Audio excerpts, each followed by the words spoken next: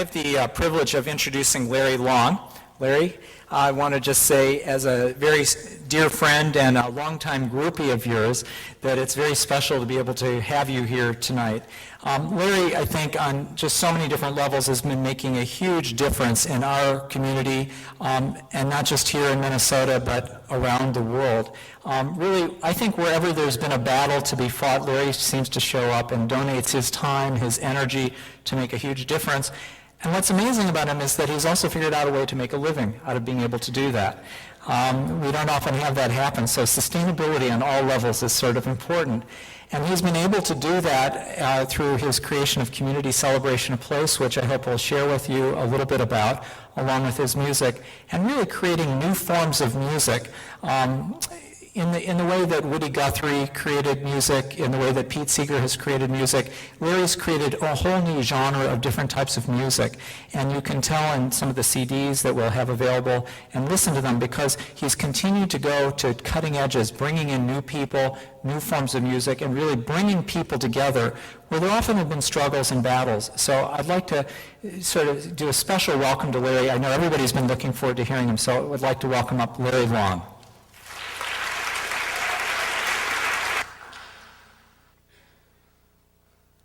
The law that marries all things. The cloud is free only to go with the wind.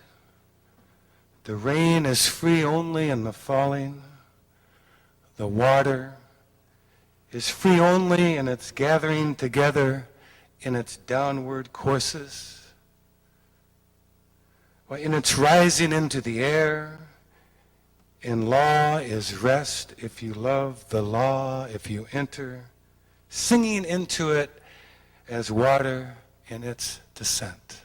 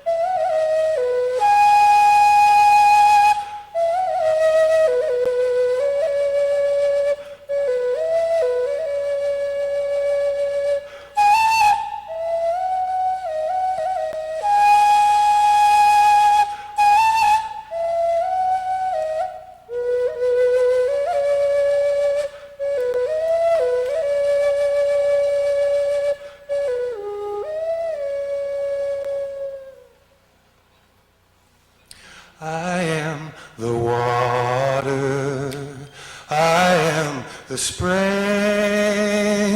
I am the water. Can you hear me sing? I am the water, I am the spring, I am the water. Can you hear me sing? I will soothe your body when your body aches. I will soothe your spirit when your heart it breaks. I will turn your deserts into fertile fields.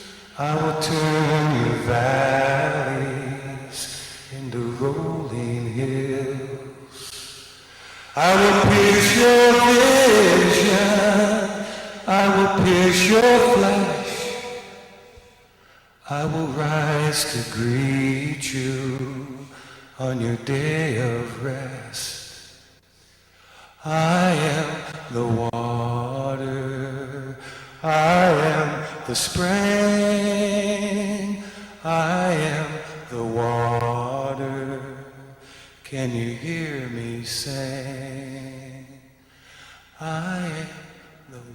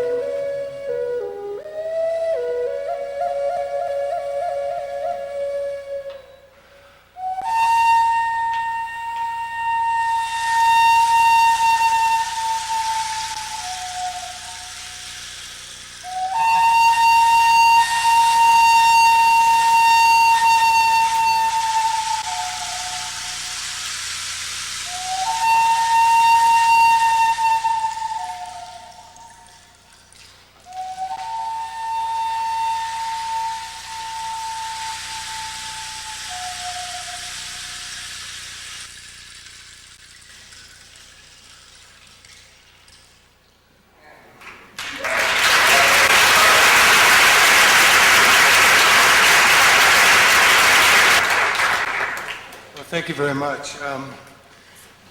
I was working today with 200 school children in Longfellow Humanities School in St. Paul. I do an Elders' Wisdom Children's Song project, bringing the generations of diversity together and to honor those elders in song with young people. So if you're free on Saturday, there's a big celebration in Longfellow Humanities School in St. Paul off of Marshall by St. Thomas, open, free to the public, 6:30. A celebration where we're honoring an elder from the Hmong community, African American and Lebanese, and the First Nation community of the Anishinaabe people. There's a quote, a story that I read from Woody Guthrie years ago. I'm all wired up. He talked about a he-rabbit and a she-rabbit being chased by dogs into a hollow log.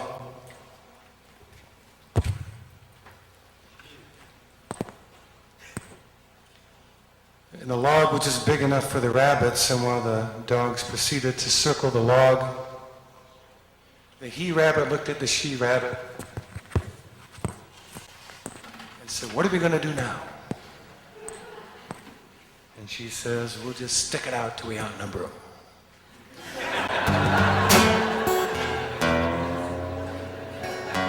So in that spirit,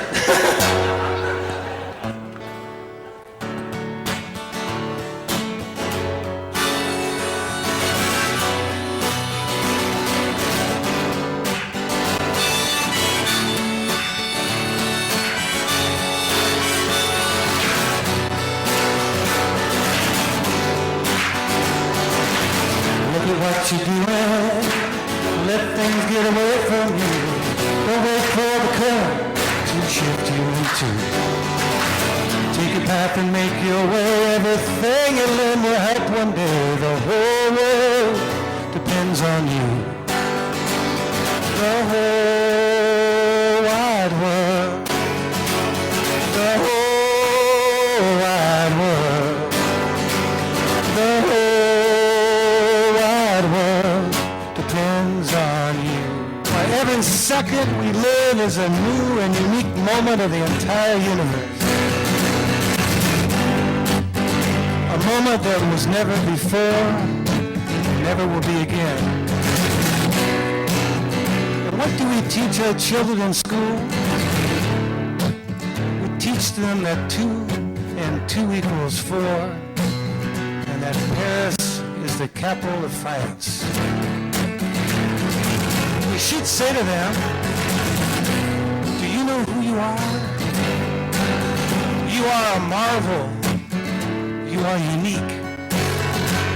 In the millions of years that have passed, there's never been another child like you.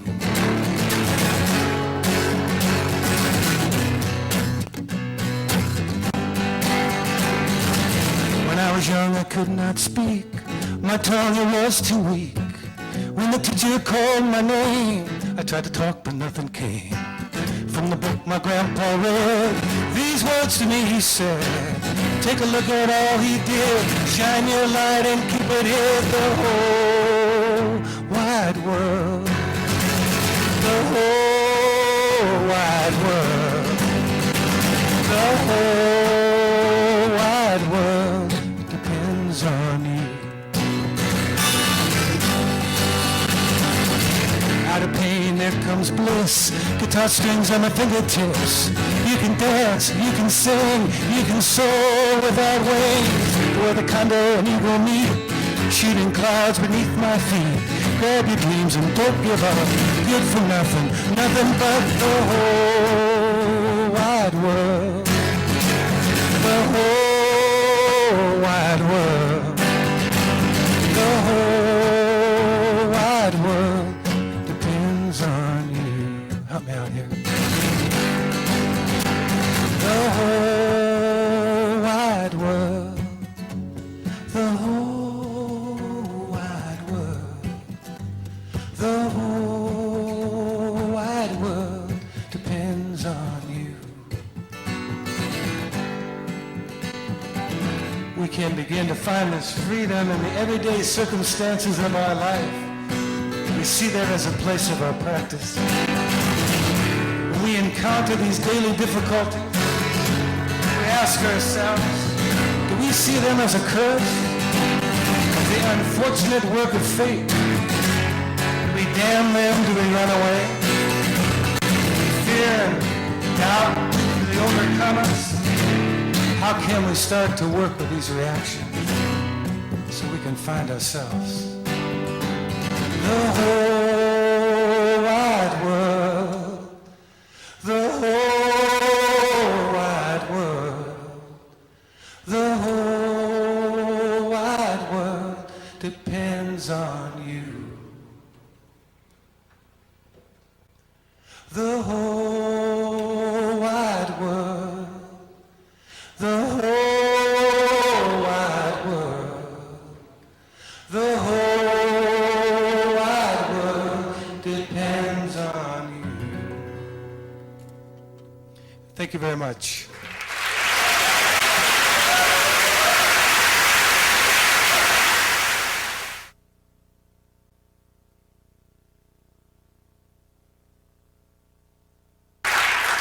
I know for many people this is, I think, a real gift to be able to have you here with us again 20 years later. She's been back many times since that 20 years ago. And the thing that I love about Frankie is that she has continually exemplified the kind of person who asks the toughest questions and is really willing to be fearless at times, and then at times to recognize fear in herself. We had a long conversation about it today and about how hard it is often. And she's going to share with us about some of the insights that she's had as she's written this fabulous new book. And I just really want to say that continually you have been a source of inspiration for me on just so many different levels, asking me to ask the tough questions. And I think you have affected every young person, old person who spent any time reading your material, talking with you, and really challenging what are our existing ways of thinking and asking us to think in a much larger way. And so for that, I think all of us are very, very grateful. Thank you. Thank you, Tom.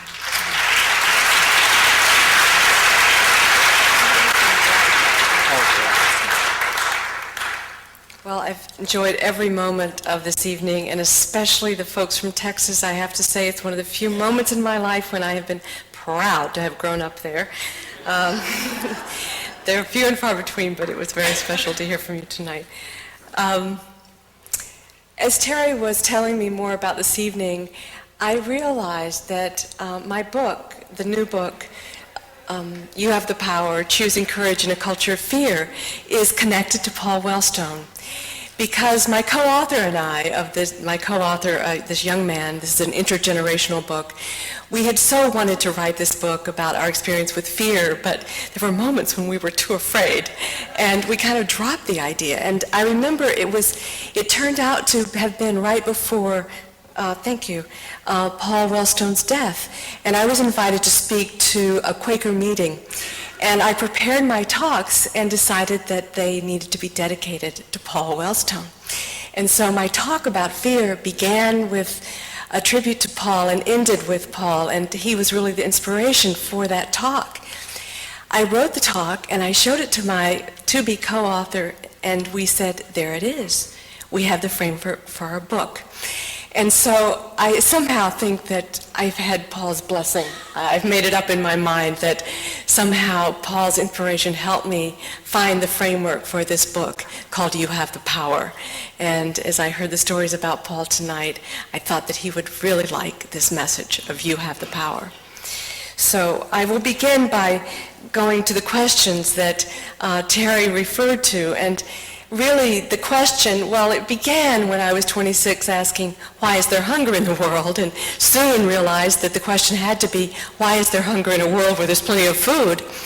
But that question kept growing and growing and growing, and so by the time that my daughter and I wrote Hope's Edge, the question was huge. It was, what could be powerful enough to have us as societies creating worlds that as individuals we abhor? What could possibly be powerful enough? Because not one of us would choose for a child to go hungry, and yet we know 16,000 are dying today of hunger.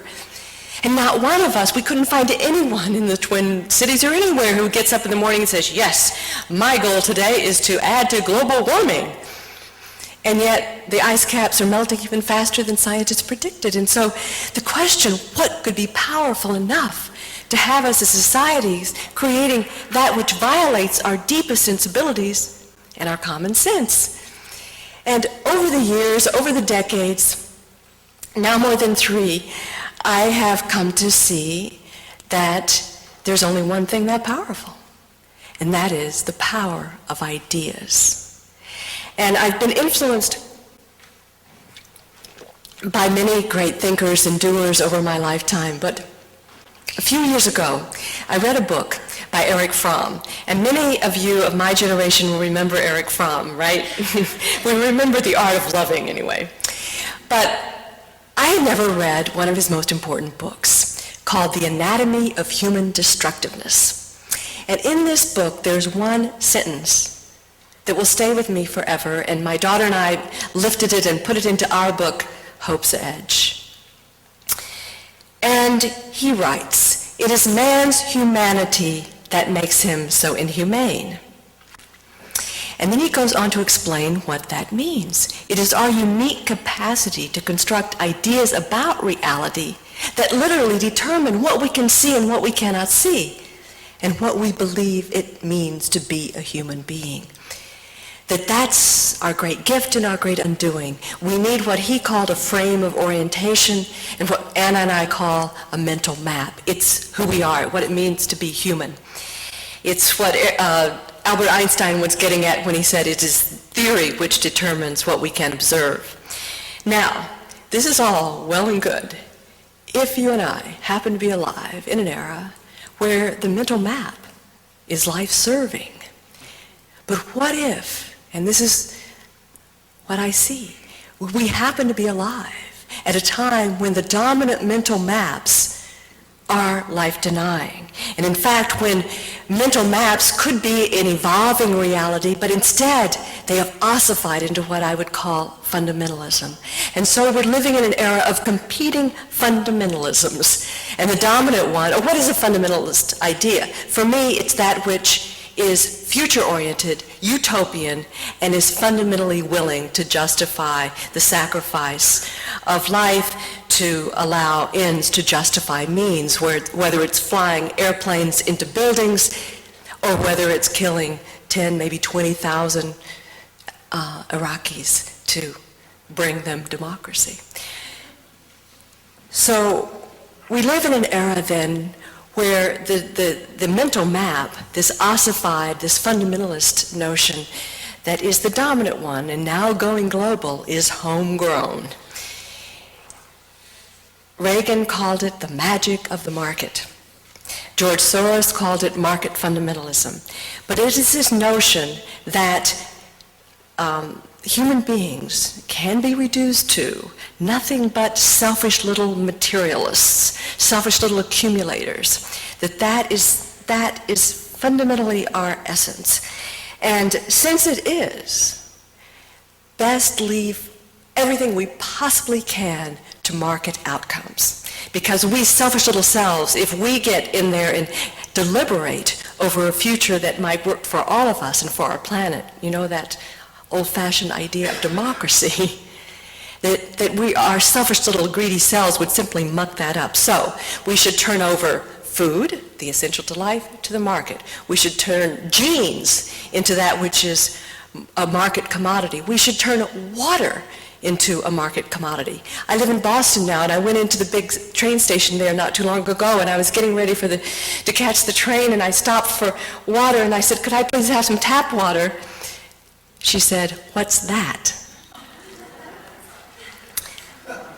So I'm suggesting then that this notion of the dominant mental map, what I would call this market fundamentalism, which going global today, has a profound suspicion of democracy built into it. In fact, democracy, in a sense, is the opposite of fundamentalism because it is an evolving process of deliberation. So where does this leave us? And this, I very quickly come to my theme of this current book that was just released yesterday. And that is that when we believe this bill of goods, that we human beings are nothing but these selfish little accumulators, we have to deny very, very deep aspects of ourselves. And being in denial, I should add on this note of denial, the title of our book is You Have the Power. We wanted to have fear in the title since it has a lot to do with about fear, but the publisher said, no, you cannot publish a book with fear in the title because people are too afraid to buy a book about fear. And I was out of town at the time, and I dreamt that I got on the plane. The next morning I got off the plane, and the publisher had chosen a title for us, and the new title of the book was Denial. But there is a strong connection here, because when we are forced to deny who we are and believe that we are just these selfish little accumulators, therefore we have to turn over our fate to the market, capital T, capital M, what do we deny? And in Hope's Edge, Anna and I talk about two core aspects of what it means to be a human being that is denied in the dominant fundamentalism. One is our need to connect in genuine community, not just through brand names. And I had some interesting confirmation of this not too long ago. I was reading about new neuroscience. You know how they're looking at our brains now with MRIs? Well, Emory University in Atlanta hooked people up with the MRIs while they were performing the Prisoner's Dilemma simulation. Have any of you ever read about that Prisoner's Dilemma? It's a simulation game that supposedly proves we really are just kind of out for ourselves, out for number one. Well, these scientists, as they watch people interact and play this simulation game, Prisoner's Dilemma, they were shocked because parts of the brains lit up when people were cooperating that were the same parts of the brain that light up when we eat chocolate, when we use cocaine. In other words, pleasure and cooperation are the same. That cooperating is fun. And these scientists said, oh, this is so surprising. We didn't expect this outcome. And I thought, surprising? How could we have made it to 6 billion and plus if cooperation weren't fundamentally hardwired to be pleasurable? So I loved that MRI result, especially the chocolate part, since we're talking tonight. But in addition, this view of ourselves denies another fundamental aspect that we're celebrating tonight. And I refer back to this book that had such a powerful impact on me, the Erich Fromm book, where he takes Descartes and turns Descartes, I think therefore I am, around, and he points out the core human need to make a dent, to be effective. And he says we should really say, I affect, therefore I am. In other words, human beings weren't evolved to be shoppers, to be passive recipients of dogma. We were evolved to be problem solvers, co-created, connected with one another, and affecting the world around us beyond our own immediate survival, or we never would have gotten here. So the result then of having to squash these deep needs to connect and affect means that we live in fear a good deal of the time. And I was so struck by the French philosopher Vivarais, who said recently, fear is the emotional plague of our planet. I was also not surprised to learn that depression is the fastest growing epidemic in the world, because people who are suppressing core aspects of their being feel depressed. It's quite understandable. So, peeling away the next layer of how do we get into this predicament and why aren't we embracing the solutions that are being celebrated tonight, I came face to face with fear because I've experienced a great deal of it in the last 5 years in my own personal life, which has allowed me to see its role more clearly in our public life. And so I've really come to see that we have to live fully in this era, we have to rethink the power, the role, the meaning of fear in our lives. And let me put it this way. We evolved in tight-knit tribes in which we had hardwired responses to fear-provoking stimuli, thank you. And we trusted those. We trusted those hardwired feelings. They gave us sound evidence that when we were in trouble and we knew what to do, freeze, flee, fight, we knew, and we had hardwired repertoire of responses to the stimuli. And most frightening of all in our tribal roots was the thought of banishment. Understandably, in the wilderness, if banishment could very well mean certain death. And so it's not at all surprising that we want to huddle together when we're afraid. We don't want to risk separating from the pack. And yet, if it's true that we are living in an era, this extraordinary time, when the dominant tribe is caught into this fundamentalism that is life-denying, in a sense, metaphorically, if the whole tribe is going over Victoria Falls, and we're hardwired to feel fear about separating from the tribe, what do? We better believe that we can see that hardwiring as simply information, that we have the capacity to be aware of these fear sensations and do something new with them. And as I say this, I remember the person. And those of you who read Hope's Edge may remember this story from Hope's Edge, the person of Reverend Timothy Njoya in Kenya. A small man telling us the story about how during the Moi dictatorship, this minister who had preached pro-democracy sermons was silenced and was told that if he were again to preach sermons that were critical of the Moi government, it was at risk of death. And he proceeded one Sunday morning to again preach in a way that could be interpreted as a criticism of the government. Half the congregation, he said, fled from the chapel because they were so frightened. And that night, the knocks came on the door that he had anticipated. And 7 assailants came into his home and began to slash him with swords. And he told us, and he's telling us this story, Anna and me, and he's laughing as he's telling us his story about how he's attacked and sliced up. And then he says, as he's lying there with his guts spilling out, he believes that he's dying, and he then begins to give away his treasures to his assailants, his favorite Bible to one of them, his library to another. And I'm sitting there thinking, oh my God. while he's telling the story. And I raised my hand and I said, but Dr. Ninjoya, fear is hardwired. How can you not be reacting with just a gut response of life preservation? How could you possibly be giving away your treasures to your assailants? And at that point, he gets up out of his chair and he says, fear is within us. It is not outside of us. And he pretends that he is a lion. He said, think of it like this. It's like the lion who sees prey. It doesn't immediately jump like that. The lion recoils and he kind of stood back. It harnesses and harmonizes its energies, and then it does what it has to do. He said, we can take our energy of fear. It is pure energy.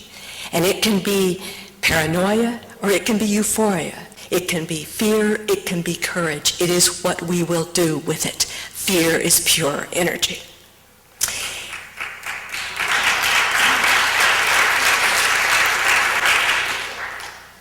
And that changed my life. That night, my daughter and I lay in our bunk beds and talked. What if we really believed that? That fear was simply information. It was energy and information. It was not a verdict. It was a signal. And perhaps in this extraordinary era, when we're feeling those fear feelings, because think of it, if we are to save ourselves on our planet, we have to do something different, which means going into the unknown, and we have to be something different, which may mean separating from people who we felt very connected to. Both of those then bring up these sensations in our bodies that are so uncomfortable. So what if we simply saw that as a signal that we may be doing exactly what we should be doing to remain on our growth path, to challenge the fundamentalisms of this era which are so life-denying. And so that is what I see as the challenge. But there's another piece of this fear. There's several that we talk about in our book, You Have the Power. But one of them, and we end with the fear of our own insignificance. And this is why I've loved so much of the theme tonight of the stories that have been told tonight about the ripples. But my daughter and I, as we wrote Hope's Edge, we were so aware of how human beings, how we disempower ourselves with the metaphors and the language and the stories we tell ourselves. And one of the most disempowering is this notion, this fear of our own insignificance is reinforced by that cliche, I'm just a drop in the bucket, right? How many times have we heard, I'm just a drop in the bucket? Well, on our Hope's Edge book tour, we were in Seattle one night. And we realized that buckets fill up pretty fast in Seattle. So the problem is not being a drop in the bucket. Our problem is that often we cannot see the bucket that we're filling up. And in a sense, the Alliance and all the award winners and all of you are helping to create the bucket so that people can see that their drops are filling them up. So I love that metaphor in a sense, but there is something even more profound here, I think, that we need to absorb in order not to disempower ourselves and to be trapped in the fear of our own insignificance. And that is that I began to see that even the language of issues, you take child abuse and I'll take global warming, you take gay rights and I'll take air pollution. If we think in terms of issues, we're still thinking in terms of boxes. And it's overwhelming because there's some new issue popping up every single day.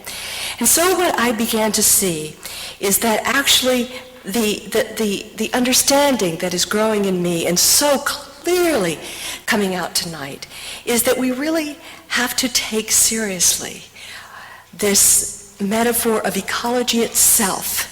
The metaphor of the network is not just a metaphor, it is reality. And so we talk in our book, we draw from the book Linked, which I highly recommend, by Steven Pinker, where he talks about how we live in this networked world in which we are each nodes There are no such thing then as separate issues. There are simply entry points into this pattern, and as each of us moves our node, that begins to shift the entire pattern. And that to me then is a much more empowering visualization of the nature of the world in which we live, understanding that ecology is about relationships. And as we think in terms of the natural world, we always say it's not possible to do one thing, right? Because everything always connects with something else. Well, that's certainly true in our human movements as well. But there's another breakthrough in the neuroscience I want to mention here that can help us address the fear of our own insignificance. And that is that scientists have only recently discovered what they call mirror neurons. Now, what this means is that as you are sitting there watching me flap my arms in the air, there are neurons firing in your brain that are doing the same thing. Think about the power of that. It's either, you can say it as very frightening or incredibly empowering, that every time you move, somebody is patterning themselves on you. The significance of that, of course, is that we can then, as we can choose who we bring into our life, what images into our life. We can choose courage in part by simply rubbing elbows with people who are moving ahead of us, or perhaps showing courage in a way that we don't think we yet can. But simply by bringing them into our field of energy, we become them. And now we're beginning to understand how that can be. So in a sense, that's why Anna and I wrote Hope's Edge the way we did. We wrote it because we wanted ourselves, and I didn't even know what I was doing when we set out on this journey on 5 continents to write this book, but I understand as we were walking this journey together what we were doing. And so, for example, Wangari Maathai, do you know who she is? How many of you have heard of Wangari Maathai in Kenya? Let me just briefly say that just because I know the hour is so late, I just want to mention a couple of examples here. Wangari planted 7 trees on Earth Day in Kenya in 1977. She was the first PhD in biological sciences in East Africa. She then realized that deforestation was happening so fast in Kenya that it would take tens of thousands of villagers planting trees to begin to reverse deforestation in her country. So she went to the foresters and explained her vision, and they said, no. It takes foresters to plant trees. Well, that was 20 million trees ago, all planted by unschooled village women.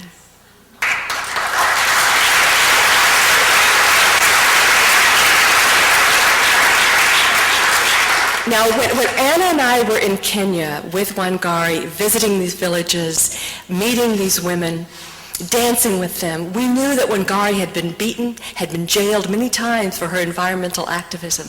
And when we left, within months, we were writing letters to try to get her out of jail for yet another demonstration she was in which she was put in jail by the Moi government. Could we ever have imagined that within another year, she would decide at the last minute to run for parliament when there was a change of government and outpoll her nearest opponent 50-1, and then be appointed, and once she was in parliament, be appointed Deputy Minister of the Environment.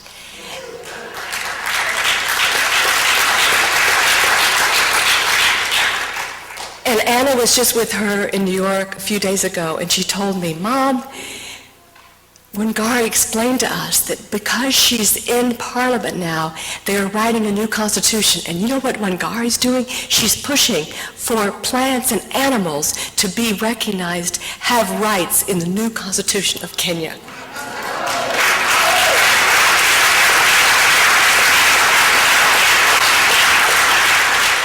So it's not possible to know what's possible. I'll just tell you one more story from our journey that We were in Brazil for our journey for two reasons. One, because the largest social movement in our hemisphere, which most Americans had never heard about, has settled 250,000 families on 17 million acres of land, introduced the first organic seed line in Brazil, and reduced infant mortality by more than half. This is the landless workers movement. And yet, most Americans have never heard of this extraordinary movement. I mentioned the MST, it is called by its acronym in Portuguese,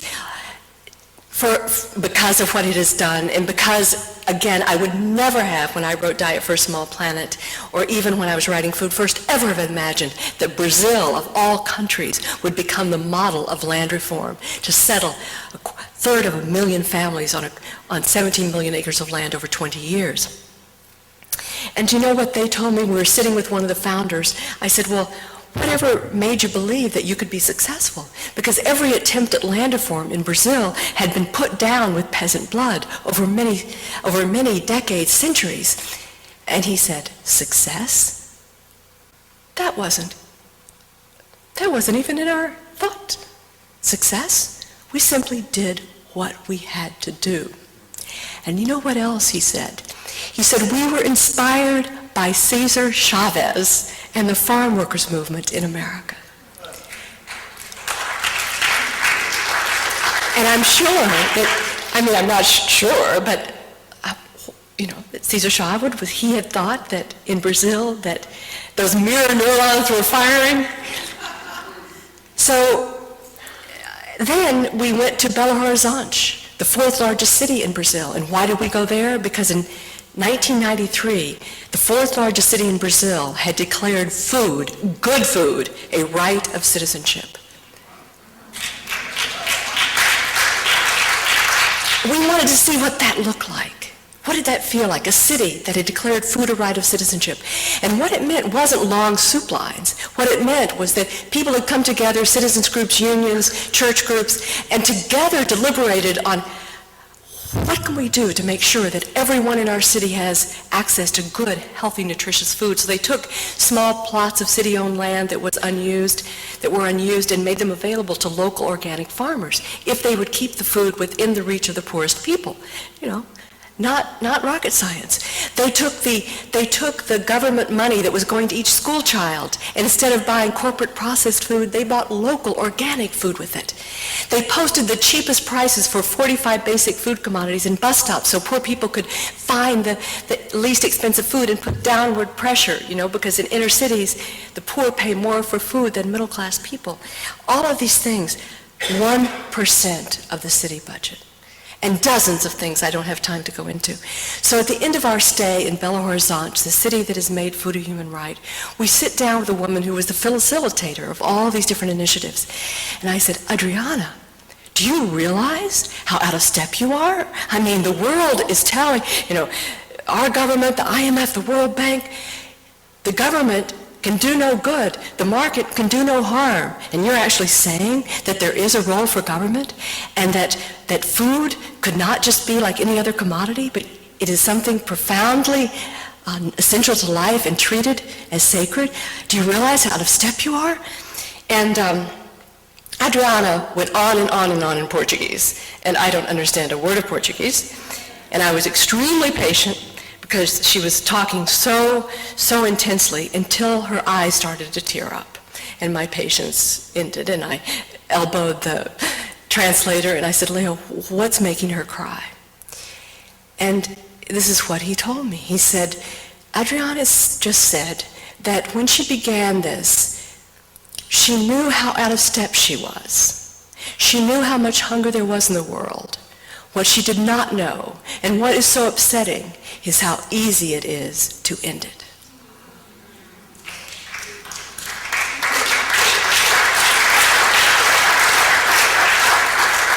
So for me, what I've taken that to mean, and I've never talked to her about it since that day, but hopefully someday I will, but what I've taken that to mean is that it is easy if we can break free of the dogmatism, break free of the ossified fundamentalist dogma, and work together from our deepest sensibilities, from our common sense, and if we are willing to risk separation from the pack, as clearly Adriana was willing to do.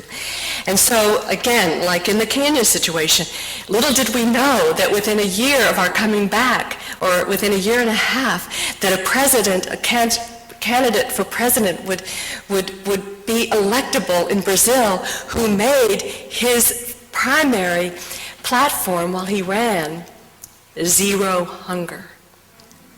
And little did I know that, as I've just been learning in the last few months, that now this program in Belo Horizonte is now considered a model for many, many cities throughout Brazil. So again, it is not possible to know what's possible. And therein lies our freedom. So I will end with this thought. What an extraordinary time it is to be alive in an era of competing fundamentalisms. So then the question is, the next question that keeps gnawing at me is, how do we not succumb to fundamentalism ourselves? How do we ourselves not say, oh, I've got it, just do it like they did in Belo. I've got it, I've got the new truth. How do we do that? My answer is back to this notion of a new relationship with fear. And it is a new relationship, a willingness to stay in our uncertainty, which is almost as hard for human beings as separating from the pack. Staying with our uncertainty, and yet being able to act even with our uncertainty. Because I believe that hope is not something we find in evidence, it's what we become in action. This is what I learned on this journey with my daughter that so changed my life. And so, as I think about this era in which we live, this extraordinary time of choice, when it is so clear that there are these very life-denying dogmas that are now dominant in our culture and spread throughout the world. And at the same time, there is this revolution in human dignity, as represented by all of you and those celebrated tonight, and by Wangari Maathai in Kenya, and by Adriana Aranja in Belo Horizonte in Brazil, and millions of others. In such a time, it is certain that we can choose courage. And as I say this, I remember being in the village with Wangari and seeing the Greenbelt movement as they danced with us and celebrated the planting of their 20 million trees throughout their country. They have a t-shirt, a very simple slogan on their t-shirt, and every time I read it, it stirred my soul. It simply says, "As for me, I've made a choice." Thank you.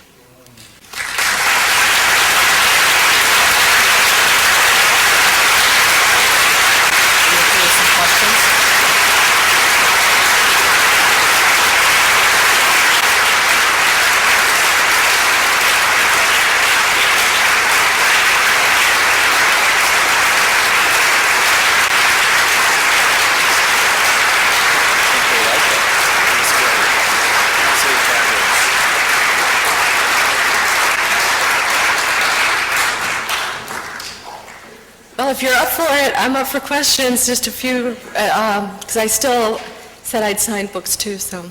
Yes. So if anybody has questions, comments? You can also email me. Where do you get the... Where do you get the t-shirts? I guess we'll have to make our own unless you want to send to Kenya. But I think that's my email is just francis@smallplanetinstitute.org. And our website, a lot of the things that I'm talking about will be on our website as well. We're going to have a new one in a few weeks. Yes, question in the back?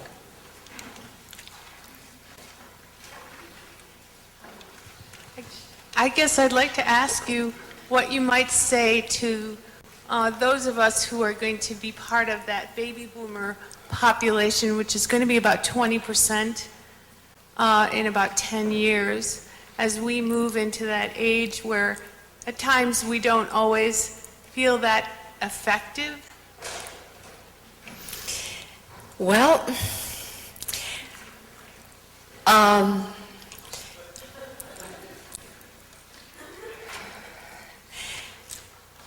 I think, just this refrain in my own head after living now 60 years on this planet and knowing how impossible it would have been for me to predict the extraordinary breakthroughs that we've made in my short life, that, just the more that you can just keep in your own consciousness at bay that sense of doubt of your own insignificance, and know that you will never know who's watching you. And in our book, You Have the Power, we tell the story.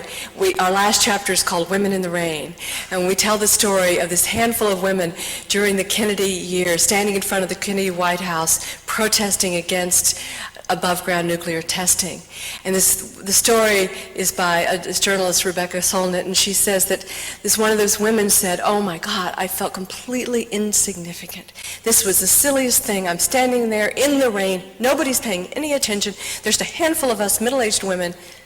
Later, she found out that Benjamin Spock had driven by and seen these women and said, if they can do this, then maybe I should pay attention to this issue. He then became a national spokesman, and the issue was resolved in a way that none of those women could have imagined. So you never know who's watching. Every act we take as we walk with our fear, not expecting it to be entirely dissolved, if we are able to walk with our fear of the unknown, our fear of difference, you never know who's watching, what ripples you will have. And I'm sure that each of you in this room, you will never know how many people you have already affected with the brave acts that you have taken. So I think that, and we also talk in our book about courage circles, this idea that this era demands that we break with the dominant pack in some very fundamental ways, but we're still social creatures, and we can't deny that. So we have a whole chapter called The Kayaker's Cove. It's a metaphor from my friends who came to my aid in my darkest hour and took me to Maine to kayaking. And so the point is that we can choose to bring into our lives, consciously choose people, not just to take care of us, but to also encourage us to walk into our fear. We can be very conscious choosers of our tribe. So I think to empower ourselves, we can use our consciousness in a way that perhaps we're only beginning to understand how important it is to be conscious of what it takes, that courageous people aren't born, that we can make ourselves courageous. Maybe one last question?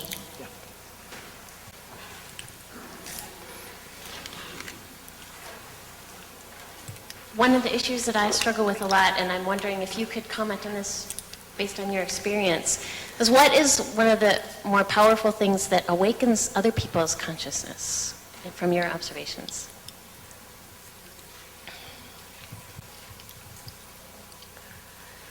Well, I think it's stories. I mean, in the most general, this is that whatever you're doing, I don't want to sound preachy, but I just want to say that we're often so busy doing our important work that we forget the importance of telling our stories. And today, when the corporate media corporate concentration of the media is so tight, and there's such a small window for storytelling that we have to make a special effort. So I think that stories, human beings live by stories, and the dominant story that we're getting every day is so disempowering and so disheartening that telling our stories and seeking out stories, Yes Magazine, Hope Magazine, Utne is here tonight, that we need to take a responsibility then for not only telling our stories, but finding stories that open our consciousness. And and of course with the internet, and it's much more possible to do that, and to tell our stories even visually through film. It's very relatively low cost now. And I'll just put a plug in here for my son's a journalist, started GuerrillaNews.com. Does anybody know Guerrilla News? So, that they created this with no cash, with no budget, just young men who wanted the truth to get out. So, I'm rambling again, but the point is that however busy you think you are, find time to tell your story in whatever form you can. And don't let the media off the hook. The fellow who was in charge of media for this event was telling me how challenging it was to get, because it was a positive story. But we have to keep saying to the media that this is what we want. We can't just say, oh, it's corporate dominated, so therefore it's hopeless. So I think the storytelling and evenings like this and it give us an opportunity to share our stories, and that is what I think opens our sense of possibility and our consciousness. And so it's been a very empowering night for me. Thank you very, very much.